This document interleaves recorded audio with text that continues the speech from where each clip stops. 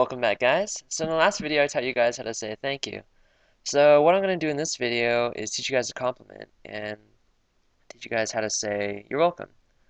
So let's start. So we're going to go over you're welcome.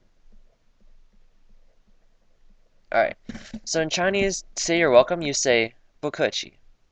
So 不 is this. 不 ke. I did it in a different color actually. Let's do it in red. Ke.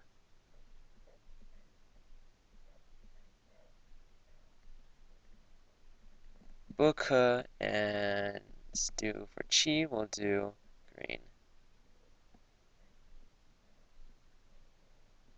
Bukachi. So, um, for this bu, we have the pinyin bu with a downward accent. And for ke, we have ke, downward accent. And chi, we have qi with a downward accent. So these two probably make some sense. Bu, bu, ke, ke. Even if you didn't know these words, if they were spelled out like that, you could probably be able to pronounce them. But this one, however, is a little more tricky. Chi actually might sound like, to you, it might sound like C-H-E-E, like cheese, or C-H-I, like Tai Chi maybe. But in Chinese, the pinyin, the Q at least, and then especially the QI, it makes a like more of a CH sound rather than what you're probably familiar with, like maybe quit, like that quit sound. It's more like chi, like ch, like ch, yeah, that ch sound when for Chinese pinyin. So yeah, hopefully that helps you guys understand why the QI makes that the sound that it does, I guess, yeah. So um, what I'll do now is I'll go over the stroke order. So bu, this is actually the same bu as if you remember from a few videos ago, we learned how to say I'm not good. So remember, good was hall. This actually should, okay, so H-A-O, hall. And bu, when we added bu, it was not. It made the negation, so bu. And this is basically the same bu from here. So not good. This is you're welcome. And I'll explain more in depth like why these three words together make up you're welcome. It's probably not that intuitive at first, but hopefully after I explain it to you guys, you guys might be able to understand it better. So yeah, so let's start off with the stroke order, so at least you guys will know the proper way of writing it. So we have bu. So number one, first step is horizontal. Number two, we have this horizontal and we have this diagonal curve right there. Number three, we have this horizontal with a diagonal, and we have that downward stroke.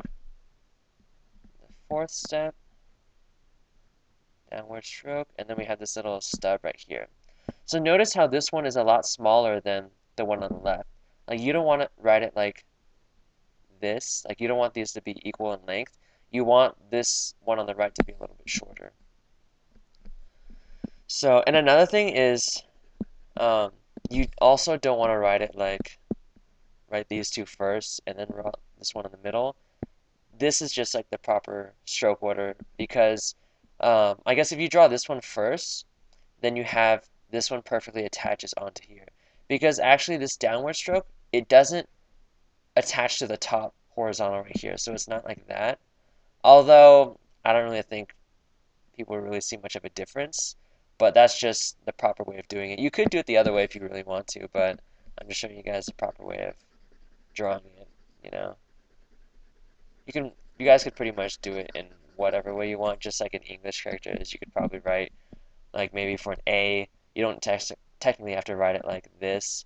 You could write it like this, or even like the middle one first, and then drawing two A's. But I guess this just makes it easier when you have two triangles, and then you can just connect it right here, rather than having this and having to set up the two triangles like that. So that's, I guess, what justifies the correct stroke order. So maybe that makes more sense. So, for this next character, Ke, I'll go over the stroke order for that one. So we have this,